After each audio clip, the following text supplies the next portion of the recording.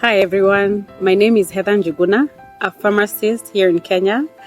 I graduated pharmacy school over 10 years ago, so I have quite a bit of experience.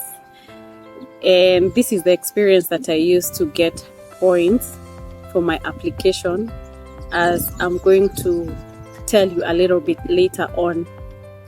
So my journey to Australia started at the end of January 2023 when I submitted my documents for skills assessments.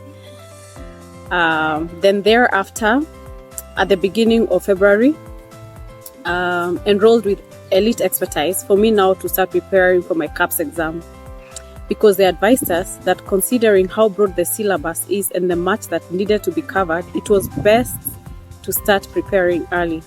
One did not have to wait until they had results from the response from the skills assessment for them to start preparing. I continued to prepare for my exams until I received my response for the skills assessment, then registered for the exam, sat for the exam in July, got my results, positive of course, in mid-August. Then thereafter, sat for IELTS, got 7.5, which was not satisfactory for me because I needed more points. I'm a bit older, and the older you are, the less points that you get. So I tried IELTS again, got 7.5 again, and this time now I decided to try PTE.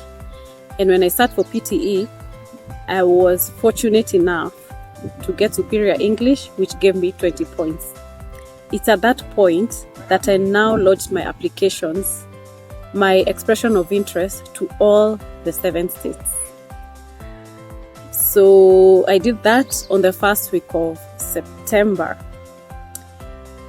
On 11th October 2023, I received a communication from South Australia that had been nominated to apply for Visa 491 with their states. And that is what I did. I did this immediately. Then on 30th October 2023, they got back to me. There's something that they needed me to change on my expression of interest, that I used to lodge that particular application. I did that immediately. Then the following day, which was on 31st October 2023, I received communication that I could now go ahead and apply for my Visa 491.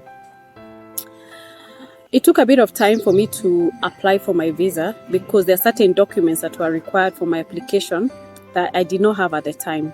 For example, I needed to submit a police clearance certificate, which I did not have, and here in our country that takes a bit of time, among other documents.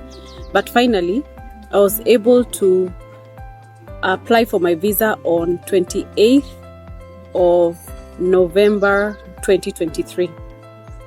After submitting my application, they got back to me and gave me letters, or posted letters in my account that I was going to use to go for my medical test as well as biometrics.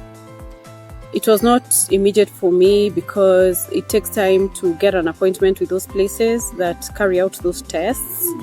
So because of that, it took a bit of time for me. So after a while, I went for my medical test, submitted my biometrics. Then after that, there was still a little bit of back and forth because the case officer that was assigned to me needed more documents to support my case. For example, he needed bank statements. He also asked for some recommendation letters. He asked for my pay slips, among many other documents. And for this process, I would advise anyone that they make sure that they submit whatever is requested for as soon as possible, so that your case progresses quickly. The longer you take, the longer it takes for your case to progress. I thank God that after all this, on the 14th of February, which was on Valentine's Day 2024, I received communication that my Visa 491 for South Australia had been granted. So currently I am working on applying for my provisional license and looking for internships, and then hoping to move soon.